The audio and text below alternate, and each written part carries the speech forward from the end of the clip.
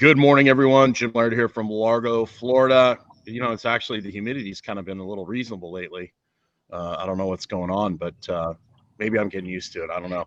I'm here with my good friend Charles Mayfield. Charles Mayfield has been a friend of mine for a long time. I was introduced to Charles years ago at PaleoFX by Rob Wolf, some guy named Rob Wolf.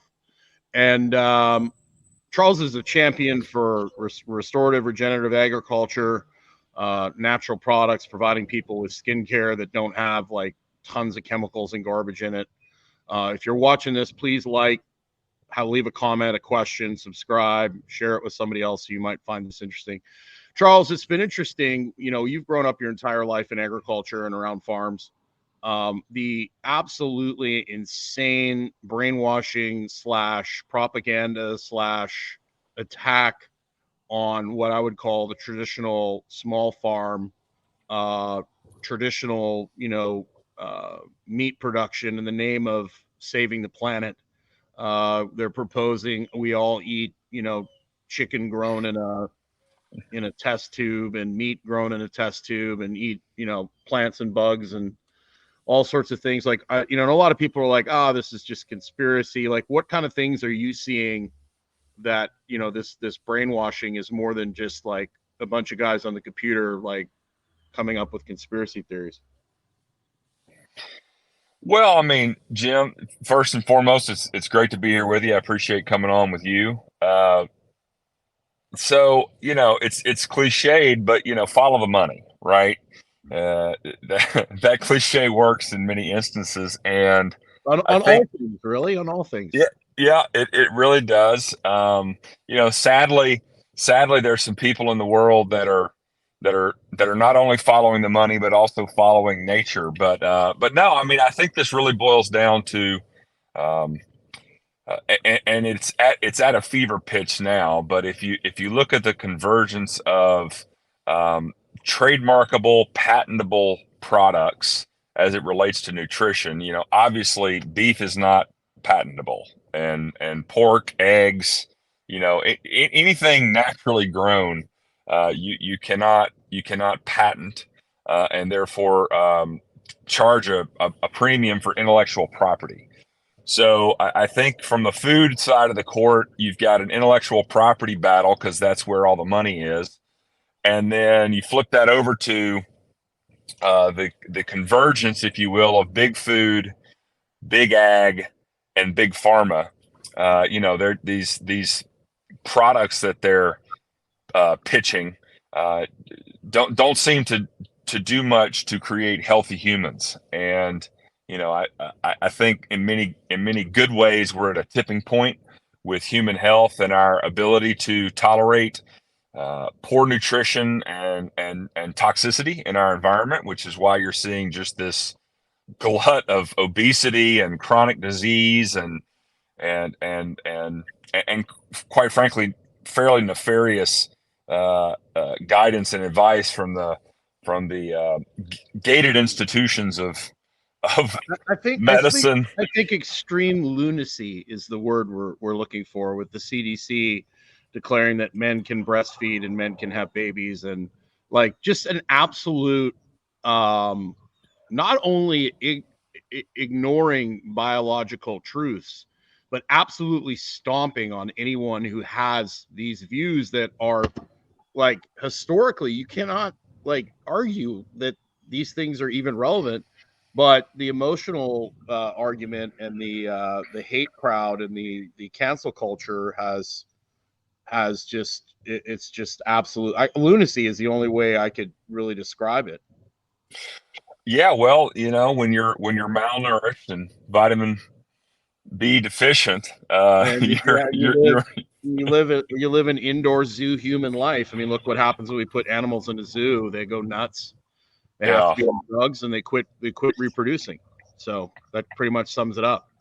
Yeah. So, I mean, I'm optimistic. I'm optimistic that a lot of people are starting to wake up. And again, I do feel like we're at a tipping point as it relates to, uh, well, a couple factors. You've got this amazing new technology, the fact that you and I are in two completely different places, and I'm in my car and you're in your office, and we're able to communicate, and then simultaneously that signal goes out to the world.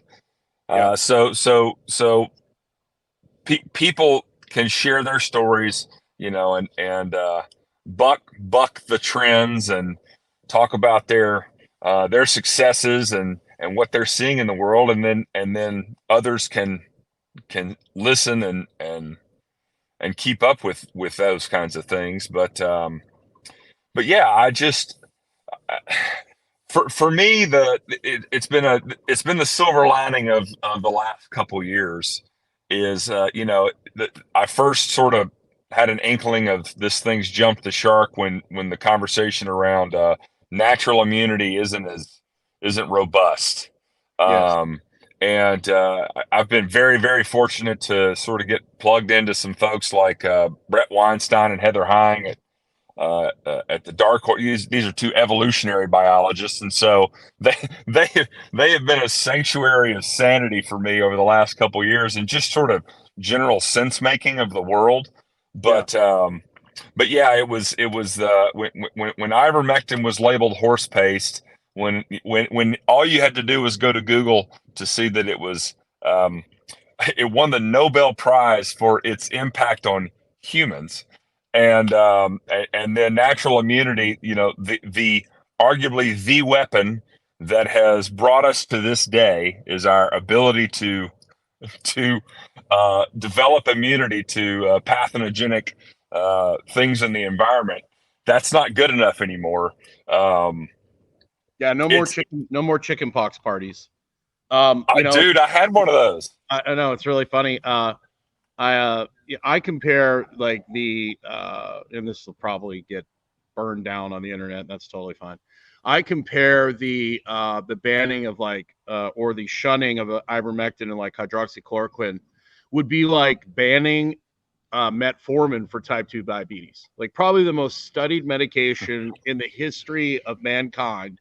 It's actually a plant, goes back hundreds of years. It's shown to be insanely safe, especially if you actually change your lifestyle and actually stop living like a dumpster fire.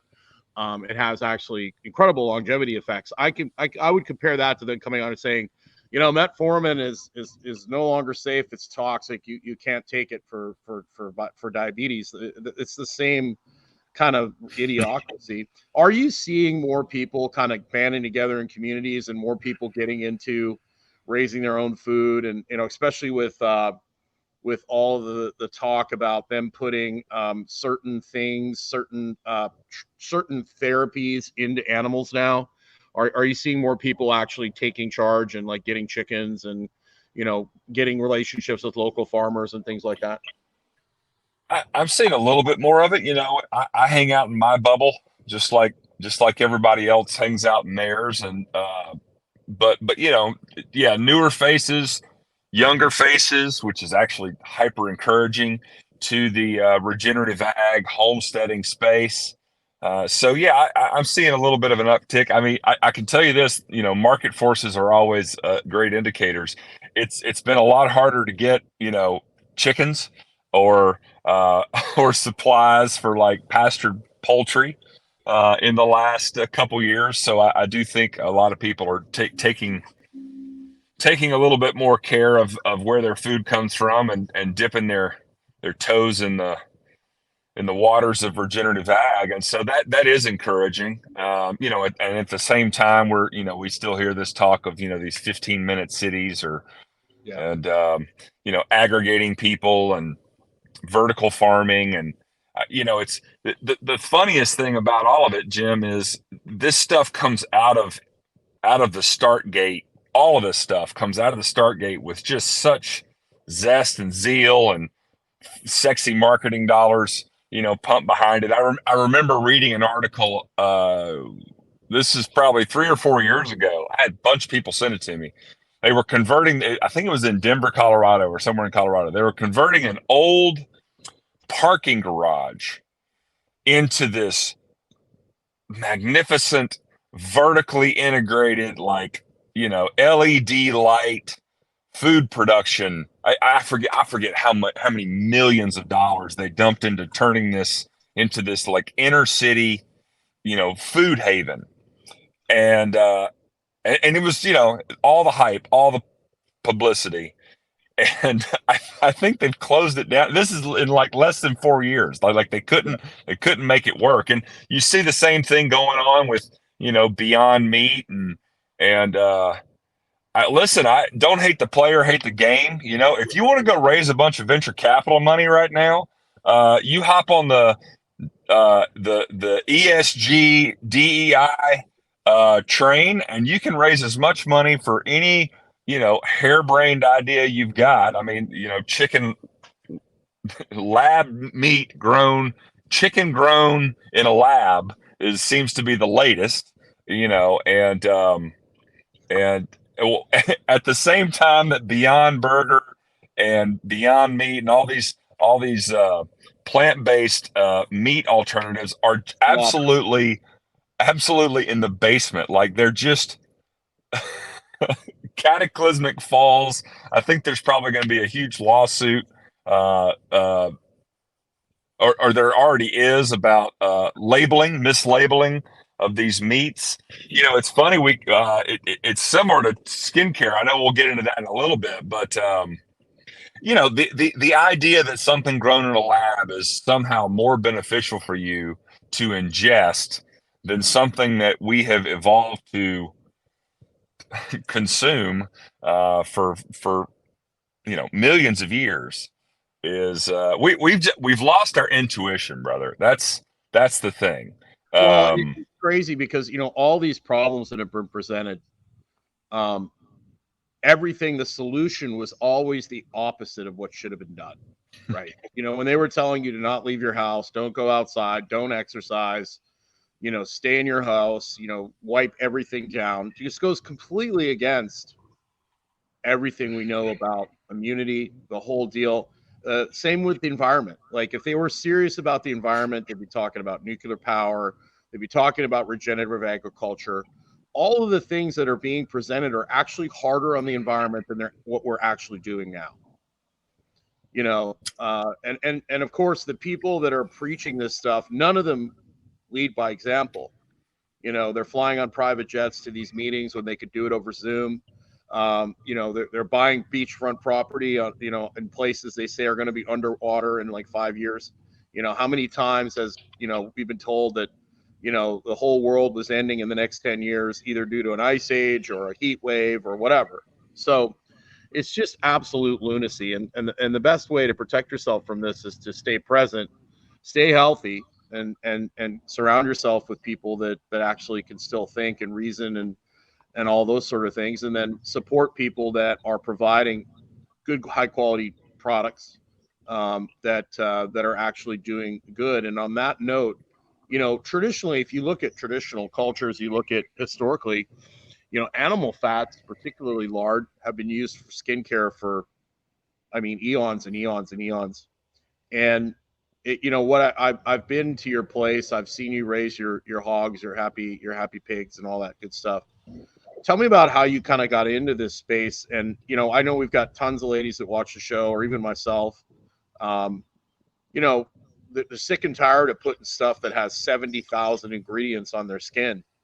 How did you get into this space, and kind of how's your operation and all that sort of thing? Sure. So how I got into it was, well, you and I know each other from the Paleo FX. I think we met back in maybe 14. It was a while ago. Yeah, it's been a minute. But yeah, that was right around Paleo Comfort Foods. Do they even publish that thing anymore? I think so. Julie got all the books. Paleo Comfort Foods dropped in 2011. So 2011. It was somewhere right after that, because I remember we went to your place and you guys cooked up like a unbelievable bread. That was the Ancestral Health Summit came to Atlanta. That's right. Yeah. That's right. I think that was maybe 13 or 14. Yeah, it was like Fergoso was there. Yeah, that was when I went off this homeless guy asked me to give him some money, and I said, I won't give you money, but I'll feed you. And he said, well, I want some chicken wings. I said, okay, man. So I don't know if you were there, but Sarah Fragoso was there, and John was looking at me like, here I go trucking off towards the CNN building with this homeless guy. They're like, Laird, where are you going? I'm like, I'm gonna go feed this guy. So like we go walking, and the neighborhood just keeps getting worse and worse and worse. And of course, I was not worried because I had some personal protection with me, even though it probably wasn't legal. I was not worried at all for my safety. I had the ability to take care of myself. Let's put it that way. And so we continue to keep walking, and we end up at this like dive. And of course, he invites all his friends. So I order everybody chicken wings. There's like 8 of us sitting there eating these chicken wings, and they were actually pretty decent. They were like, it was cooked in like this, like kind of like food truck kind of deal. Yeah. It was actually really good. So I sat there for like 45 minutes with these guys. And then of course they up the ante. They're like, hey man, you don't have to hang out with us, but how about you run us, like get us a hotel so we can crash for the night? I'm like, look, dude, I just fed all you guys. I am not getting you a hotel so you can absolutely trash it. Like, no, like that's on my dime. Yeah. You know, and I was like, I got to be careful with this. And they were like, okay, man, like, okay, I'm going to go. They're like, thank you so much. And they sent one of the guys with me to kind of walk me out. They're like, we'll take you in a way that you won't get yourself in any trouble. And I was just like, okay. But that was really funny. And of course, Sarah Fragoso and John are like, Jim Laird is an absolute idiot, so it was really fun. I love doing stuff like that. I actually enjoy, like, people will come up to me at the gas station and ask for money, and I'll be like, I'm not going to give you money, but what can I get you? And I'll go in and get them whatever, even if it's junk food, I'll get them whatever they want food wise. I just refuse. And then if they refuse that, then they're totally like, I can't. In Lexington, they had this epidemic of people camping on the side of the road and soliciting money. And I used to get Subway gift cards, like $10, and I'd hold them out through the window, and they'd be like, cash only. And I'm like, well, you're obviously not really starving. Yeah. So, well, that's a little side. Yeah. So you basically looked at the industry, and you have this product, right? You're producing pigs, and you've got this byproduct, which is a wonderful byproduct, lard. I mean, if lard is one of the most versatile fats there is, you can cook with it. Dr. Stillman loves it because we can take things like iodine and have it absorb through the skin. Mm-hmm. It's really great at moisturizing your skin. I use it on my feet because my feet, for some reason, my whole life have been really dry and cracked. And it's really one of the only things, that and Utter Balm, that really, really work on my shocker. Utter Balm works, that really work on my feet. So tell us a little bit more about what you got going on in your product before I railroaded you with the CNN. I love it, man. I do remember that story because you went on that adventure the day before or the evening before our dinner. So you were recounting that at the house. No, I mean, so history of skincare. We as a culture or a cornucopia of cultures, we've been fascinated with skin health forever. And yeah,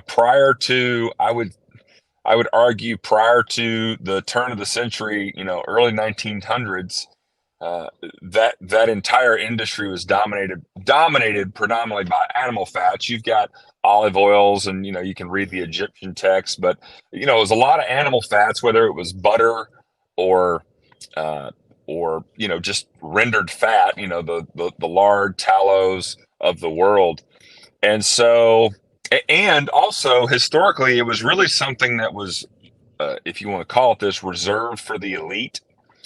And I would make the argument that most regular folks didn't need a skincare routine, even as long ago as maybe 100, 150 years ago, just because most of those people were on a very regular basis in direct contact with animal visceral fat, just due to hunting, gathering, processing. There wasn't a butcher on every corner 75 years ago. There wasn't. When was the first grocery store opened up? Gosh, that's been less than 100 years ago.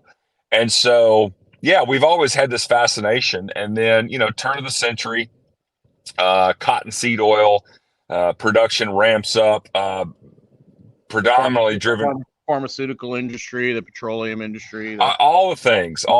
Yeah. And, it really, I mean, if you look at what's happened to farming, if you look at what's happened to skincare, if you look at what happened, you can really sort of point the finger at a couple of different things. Obviously, repurposing nitrogen harvested from the air post World War I and World War II, and then we get synthetic fertilizers and God Almighty, those things. The road to hell is paved with good intentions. Synthetic fertilizer is unbelievable at producing a crop this year, yeah, but but it doesn't have a good long-term effect. I remember I grew up in a farming community in northern Canada, and I remember the Hutterites.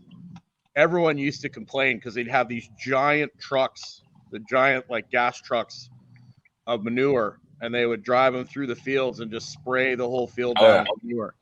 And everybody would complain because it stunk, but consistent, and they rotated their crops, consistently year after year. They would just produce like the best produce, the best livestock, year after year after year, because they understood the long game, right? And we don't understand how to, we've done a really horrible job at working with nature. Most of the stuff we've done goes completely against nature. We impose our will on nature instead of working with it. Yeah, and that's where we've sort of gotten things out of whack. I love the work of Alan Savory. He's done some amazing work. The Savory Institute, for your listeners, if you want to check them out, they've pretty much got the template to reverse desertification and restore our soils. And he in his book, he talks about sort of you have to balance economy, energy, and ecology, right? The three big E's. And this goes for our food supply, it goes for skincare, it goes for a lot of things. We've hyper focused on the economy, right? Make as much as you can, extract as much as you can from our soils, and burn energy, ad nauseum. Just whatever we can do, get burn through the energy, grow the economy. But over here on the ecology side, we've really let that slide. And so I'm a capitalist. I mean, I have a consumer products company, and I want it to be incredibly successful. It will not be successful to a point where I have to abandon the ecological promises I've made to my clients. Fat, animal fat, especially subcutaneous fat from pigs, you have to raise a healthy, happy pig, which means you have to feed it well. You have to manage it, moving it across the land. It's not stuck in some house where the sun doesn't shine and it's hemmed in with 1,000 of its closest friends that if one pig on the one end of the house gets sick, they all get sick, kind of thing. And so I have to remain committed to that. We're going to use energy as efficiently as possible. This when you get into grazing and a lot of the regenerative practices that Savory espouses, as well as many others, you're taking advantage of the number one free energy source we have each and every day, which is the sun. And so there's a lot of that going on, sort of to circle back around to our company. So yeah, we're about a year and a half in. We're the first Lard based skincare company that I've run across. I mean, I've looked pretty hard. I think there was an Etsy page I saw somewhere, but yeah, we lead with Lard. We have tallow in our products as well, but I make the argument that we say that the Lard works in mysterious ways, and it's true. Now again, you have to raise a healthy, happy pig. This is why Lard is such an amazing fat, both for cooking as well as any and all textile and other product development needs. But pigs and humans share so much biology. I call them four-legged humans.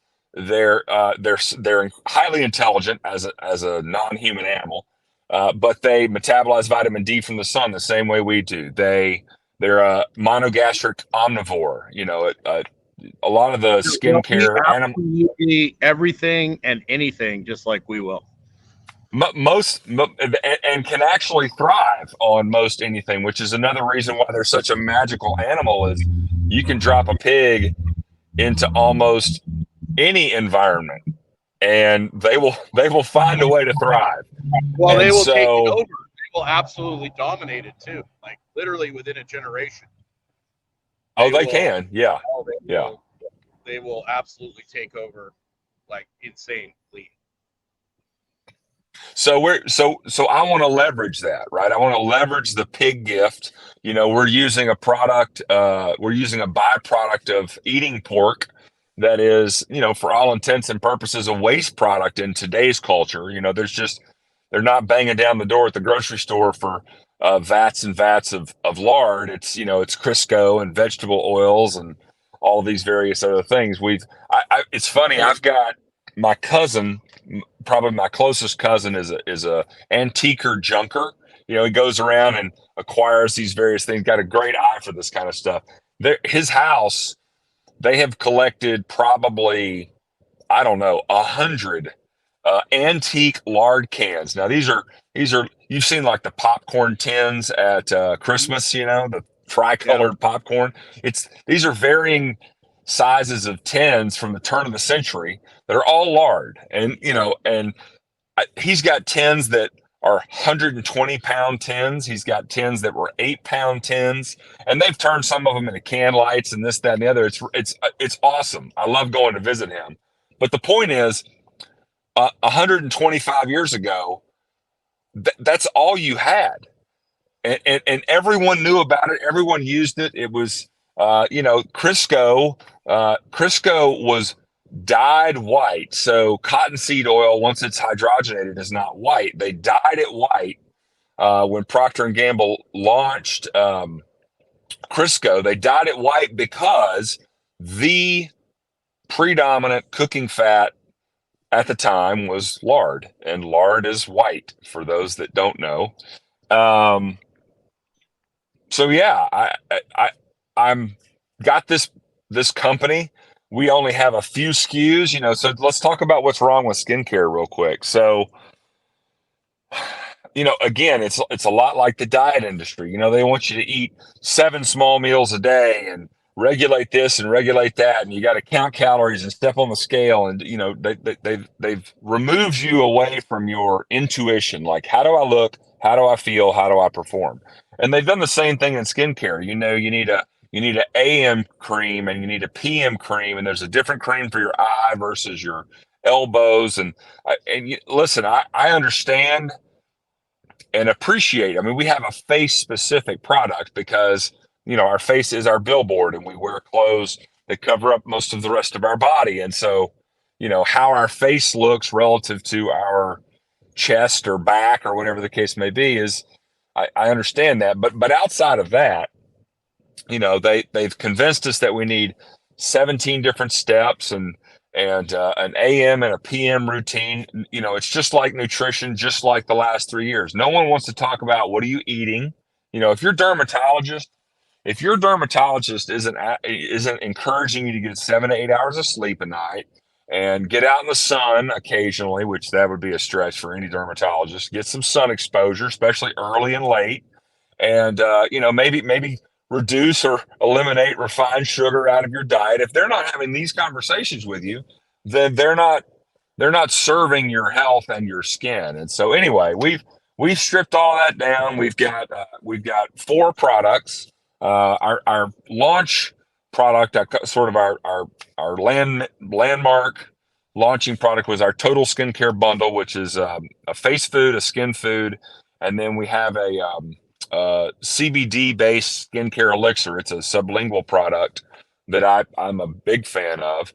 Those are sold together or separately. I'd say our number one selling product is our unscented face food, and then in April of this year, we launched our 4th product, which is we call Epic Dermis, which is our other stuff's really nice. It's, I'm trying to compete with sort of the high end skincare market, and so they're pretty glass jars and beautiful artistry on our labels and all They that. are very beautiful, Charles. I will say they're. Oh, Very thank you, thank you. presentation. I don't get to take all the credit. Well, and here, But yeah, if you ever buy from Charles, which I hope you do, if you live like somewhere like Florida, just be very cautious when you open the jar, because when it comes in the mail, it's going to be liquid. Of course, you have to kind of turn the jar on its side to kind of get it to pop, and you might lose some of the valuable goods. So let it cool, on the counter for a while, because it will turn liquid. Luckily, my dog cleaned it all up. Yeah. It's really interesting when I put your product on my feet, which I do every morning. I literally have to get my socks on as fast as possible, because he could be halfway across the house and he could smell it. He goes, something's good, and he's running. Like he's running, and anytime that jar opens on the Smart Lard, time I came in and he had gotten the jar of Smart Lard off the counter, and he actually he ate the whole thing. He almost got his tongue stuck in that jar. He was so happy to have it, So it's just like my red light that I use at night. He will park his ass in front of that, or like he's not out right now because spends. Oh yeah, people used to make fun of my red light in the gym until they'd see their children, like 2- and 3-year-olds. They'd go right up to it and sit down right in front of it and start playing in front of it. And then any dog that would come into the gym would go right up to it too. Like Rommel will come out here on the pool deck, and he'll lay for 20, 30 minutes, with his belly up in the sun, and then when he gets enough, he'll go in the shade. But I mean, he knows exactly how much sun he needs, and he always parks his butt right in front of that red light at night, because I have it on in the background. I turn it away from me so it's not like any bright light at night's not great. But I mean, he loves Smart Lard. I mean, he would eat that stuff all the time if he could. There was a question about corn-fed pigs.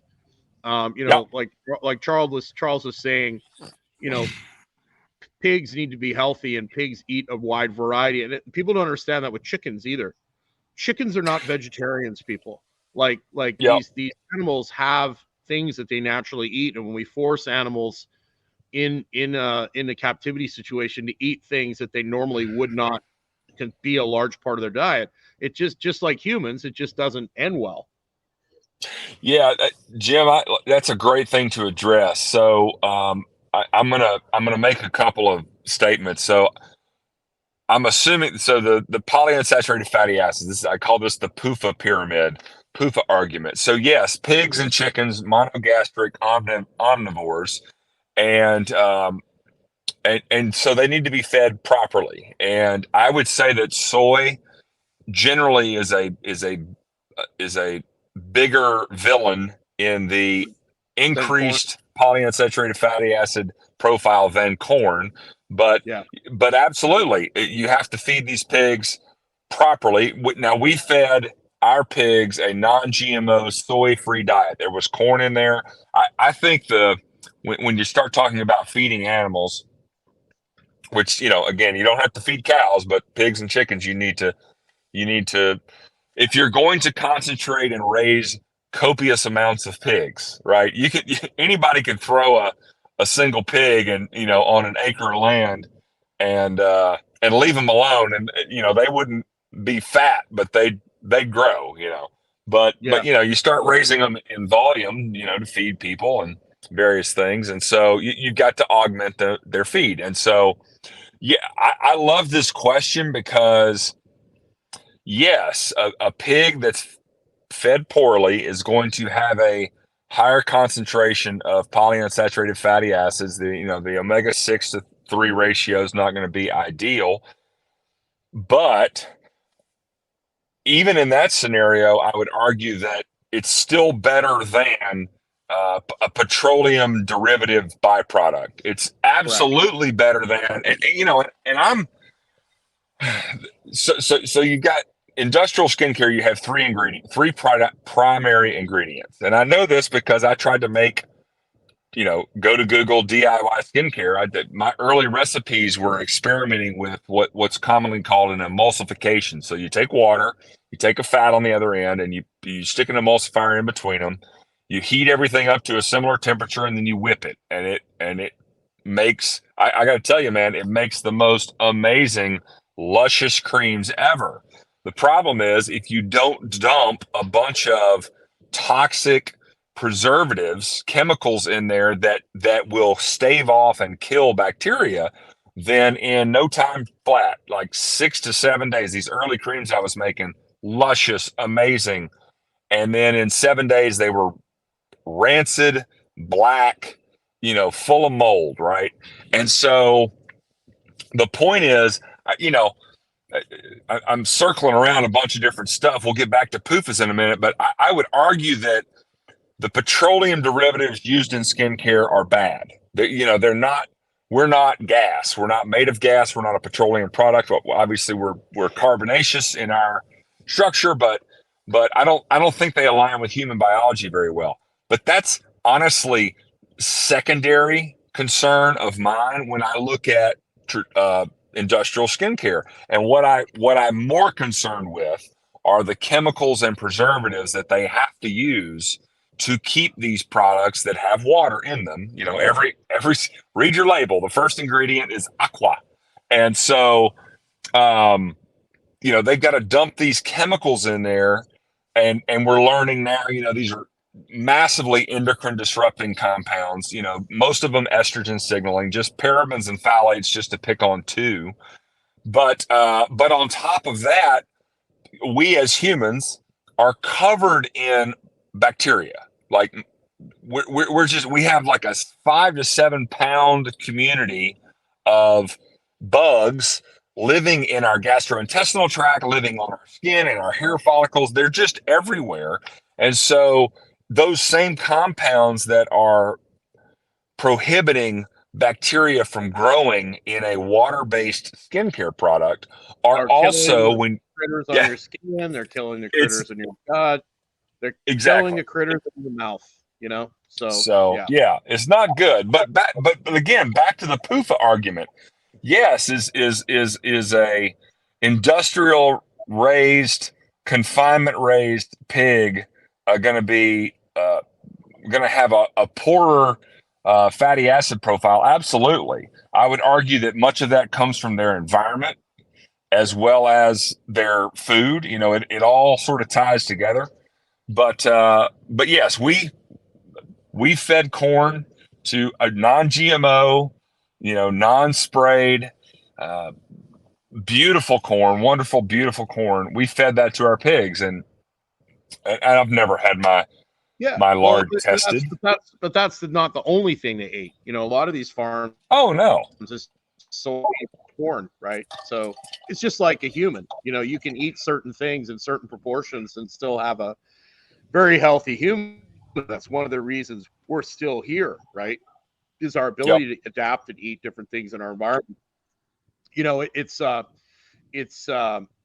had a little brain fart there, but it's very interesting that these preservatives are causing so many issues for people, whether it's preservatives in your skincare or your makeup products.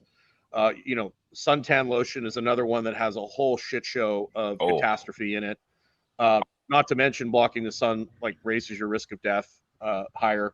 The water has all sorts of crazy crap in it, and we're just being assaulted on all fronts with all sorts of absolute industrial garbage that is being put into our bodies.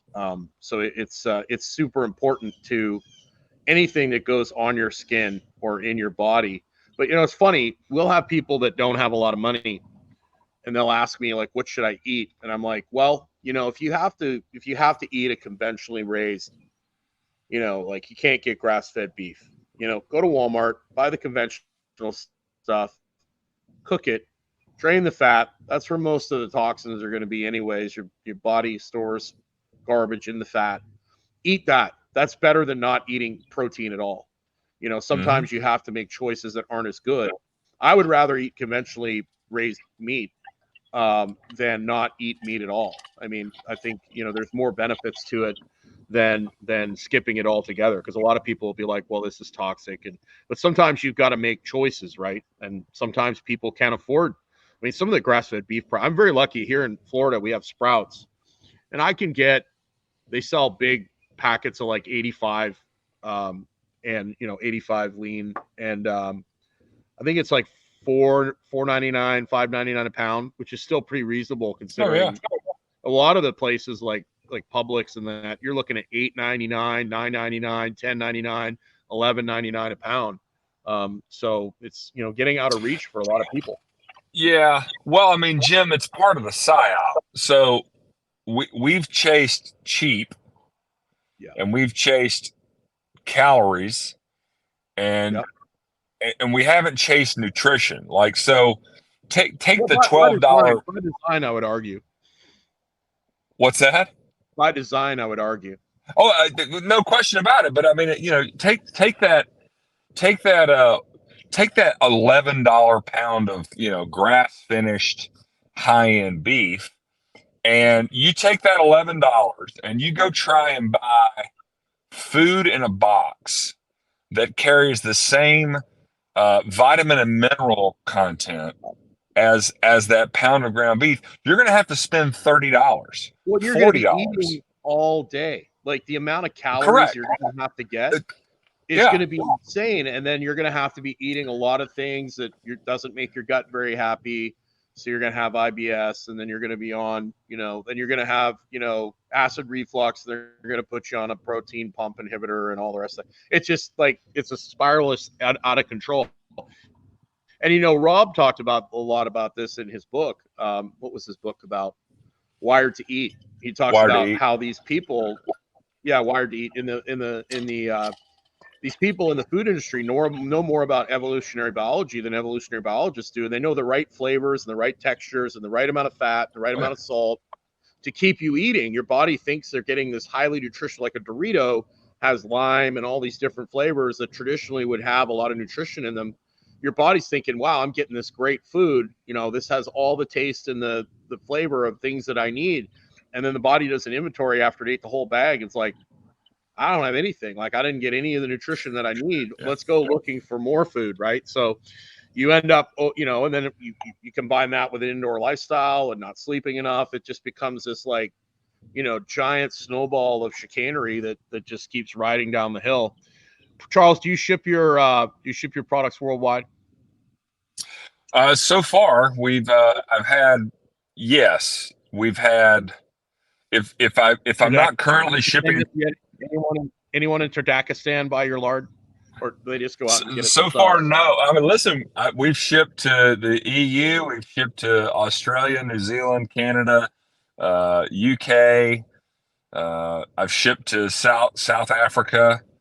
So what usually happens is someone will send me, on our website, a contact us. Do you ship to, X, Uzbekistan, right?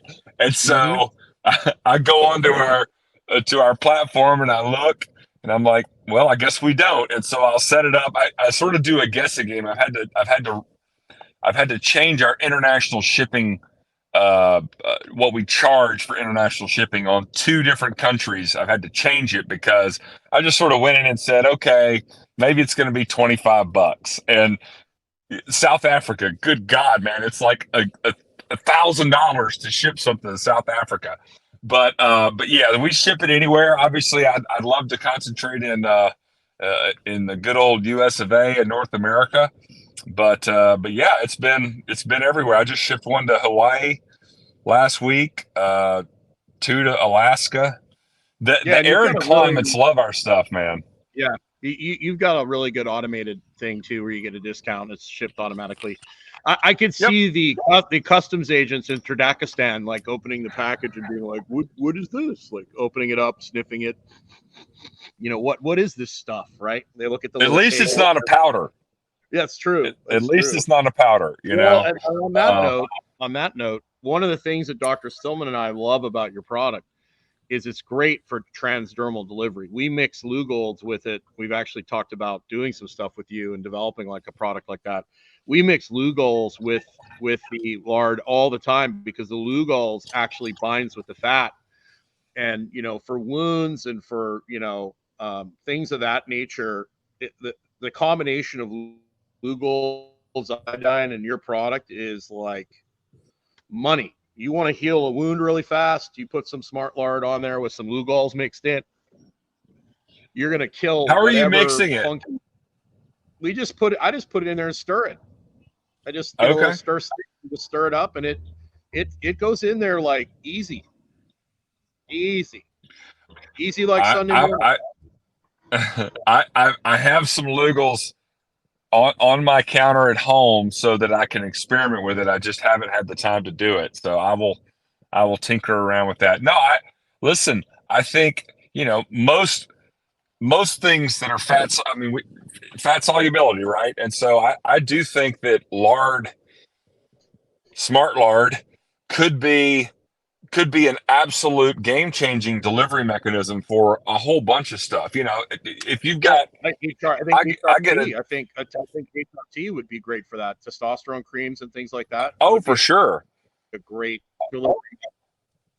Well, think about the dermatology world. Okay, so I've got insert any chronic skin condition, eczema, psoriasis, acne, all the things, right? Forget talking about like the underlying probably dietary causes. Let's just talk topical treatments.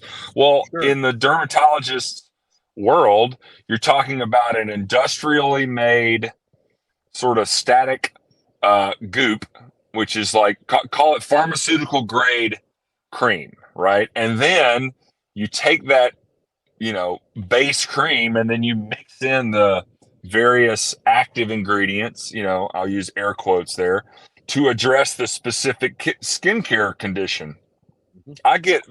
Jim, I get texts, emails, calls weekly from people that suffer from eczema, psoriasis, cheilitis, any of these chronic, even acne.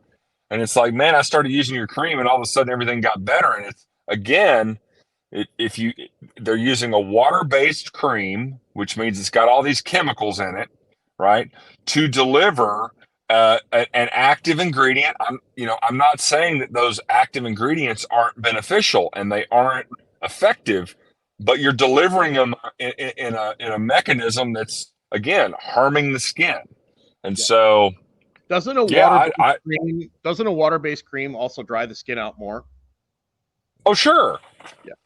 Well, I mean, if anyone that's ever gotten out of the ocean and stood on the beach for half a second, your skin dries out, right? So people associate, so that you take your store-bought cream and you rub it on your arm and it goes on wet, and in a matter of 30 seconds, it's dry, right? And people are like, oh, it's soaked in. Well, that's not true. What happened was that as you spread that 70% water on your skin, right, it evaporates. And if you're not too lucky, in the evaporative process, this is how evaporative cooling works. As it's evaporating, it will additionally pull moisture from your skin out into the air. And so, yeah, I mean, it sounds crazy. I got to put more cream on, Charles. So I put more cream on, it dries my skin out even more. I got to put more cream. I have a cream deficiency, Charles. I have a cream. I need more. Give me more Give me not Vaseline, but give me more whatever product it is, and keep rubbing it on there, because it's obviously I got to keep putting more on and more on. Isn't there there's like a massive similarity between like the skin of pigs or the composition of fat with pigs in our system? They match up like super well. So again, what's that? I said a big Hercules just went over, C1. Yeah. C1. So, whatever it is. Yeah. So again, people don't understand this. Pigs are so similar to humans that we train our surgeons on them. Okay. And we use pig parts inside of human bodies. If you have a person in your life that's been the recipient of a donated organ, okay, like one of the absolute most critical things with organ donation is the body accepting it, right? So there's all this testing on the front end. Blood types have to match, and there's just tons of work because you don't want the human body to reject this new organ. Okay. We can drop a pig heart valve in a human to fix a human heart. No worries. No problem. Right. So the biology is a spot on match. And, when you start talking about skincare, listen, I'm not here to tell anyone listening that coconut oil, even though I think it clogs our pores, or shea butter, or macadamia or olive oil. I'm not here to bemoan or say bad things about any of those fats as a possible source of moisturization on our skin. However, we're not a coconut, we're not an olive, right? The closest animal to us domestically on the planet, genetically, is a pig. Period. Absolutely. So, yeah, I don't think anyone's going to be buying your chimpanzee lard, gorilla lard product. I don't think that would be a very good product to sell. Well, there's a market for everything. I just don't want to go through the process of harvesting and acquiring such fat. We'll leave those guys alone. Hey, listen, bacon tastes amazing, right? Yeah. Pork chops are out of this world. Pulled pork is one of the greatest gifts to culinary humanity.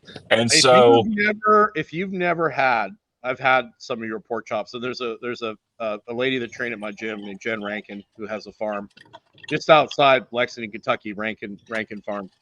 I used to buy pork chops from her all the time. If you haven't had a pork chop from somebody that raises pigs and they love their pigs and they let the pigs graze and they feed them all sorts of different stuff and they let them, roam and wander. If you haven't had a pork chop, you are missing out on life, because there is nothing.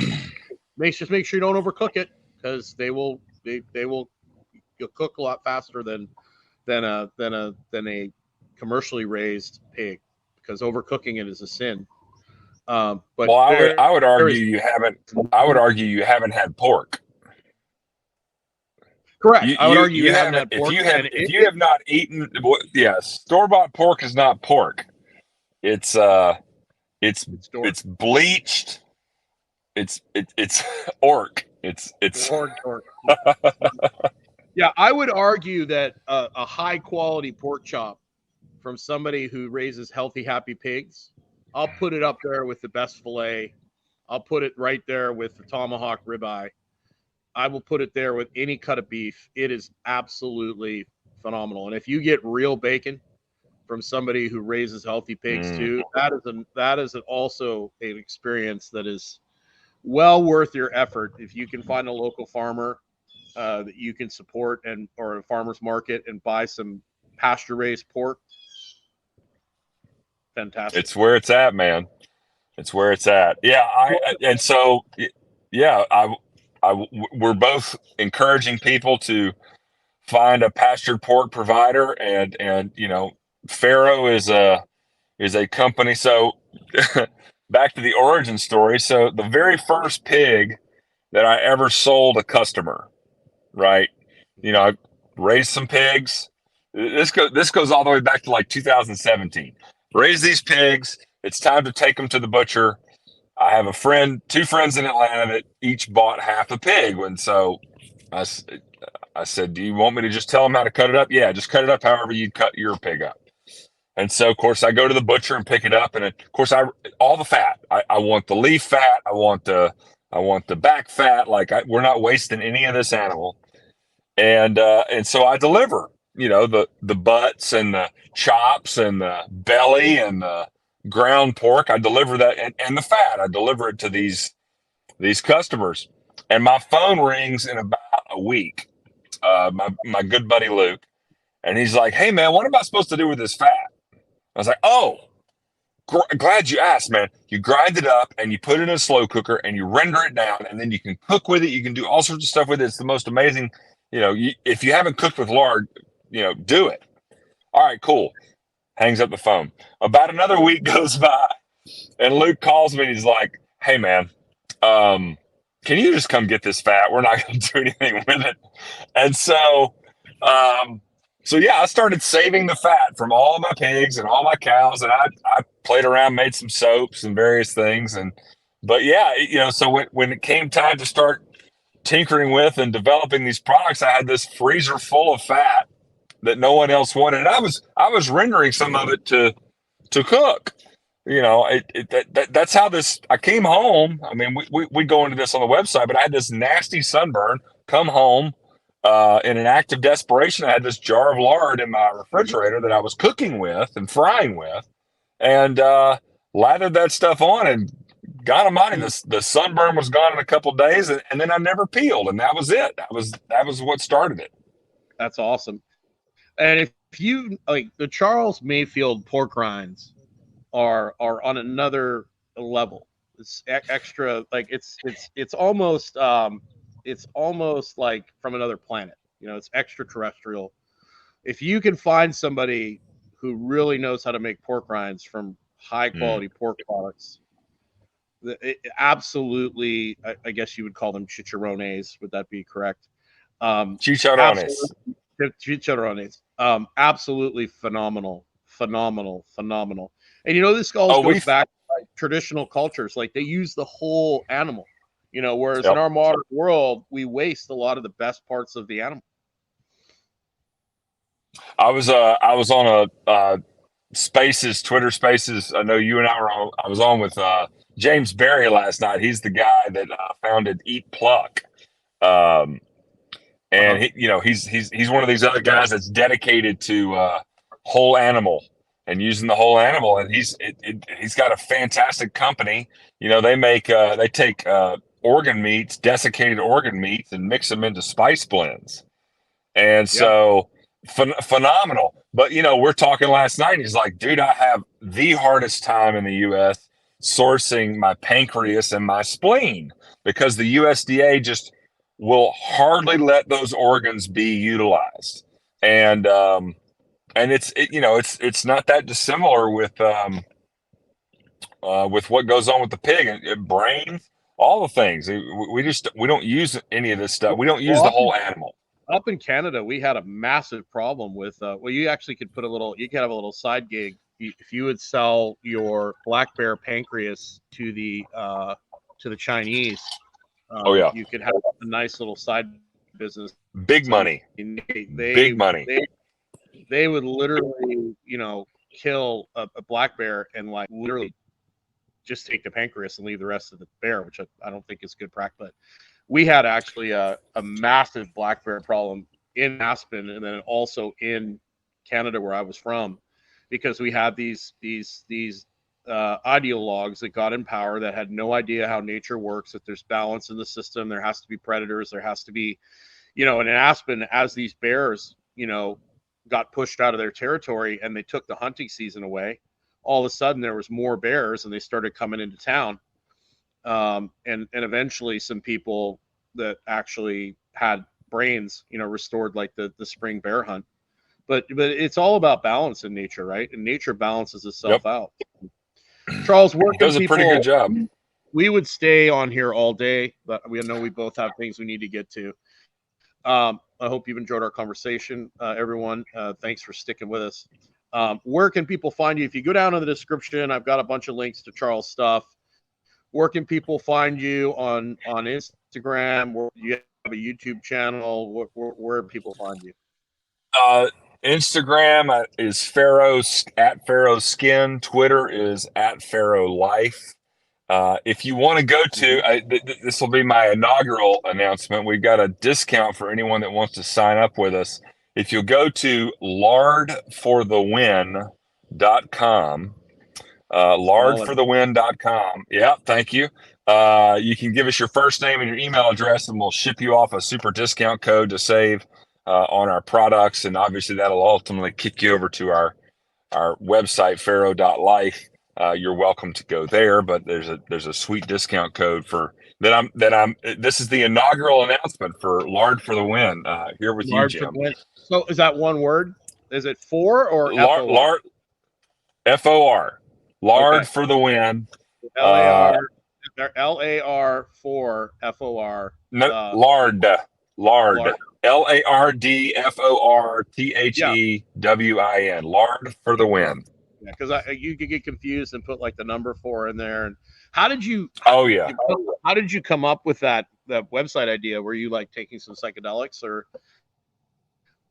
No, but the person. You started just thinking in? Well, one of the things I'm remaining committed to, Jim, is having fun doing this, and the puns with working with Lard are. I mean, we say the Lard works in mysterious ways. Lard willing, our sales will keep going up. Lard be with me, Lard be with you. I mean, we're having a lot of fun with Lard, and so Lard is a lot of fun. So. Yep. Charles, I hope you have a wonderful day, and it was great chatting with you. Thanks for coming on. Thank you for watching, Michelle. If you're not on our email list, go to my LinkedIn or Dr. Stillman's LinkedIn, or you could go to Stillman Wellness MD and fill out the capture page. We are actually, Dr. Stillman is doing a HTMA course at the end of this month. He's actually doing a webinar to sell the course, but we've had so many people interested in buying the course before it's even released that we're actually later today, we're going to be sending out a link to purchase the course. And we're only selling 30. So you're going to want to get in on that. It's basically, it's going to include some HTMA testing, some group coaching with Dr. Stillman and Clark Engelbert. So definitely be on the lookout for that, and so you don't miss out. And then we're going to figure something out if it sells out to help you guys that still want to learn about HTMA testing. Charles, have a wonderful day. You're in Tennessee, I assume. I am. You as well, sir. I will try my best. Take care, and thanks for coming on. You bet. Thanks, Jim. Bye-bye.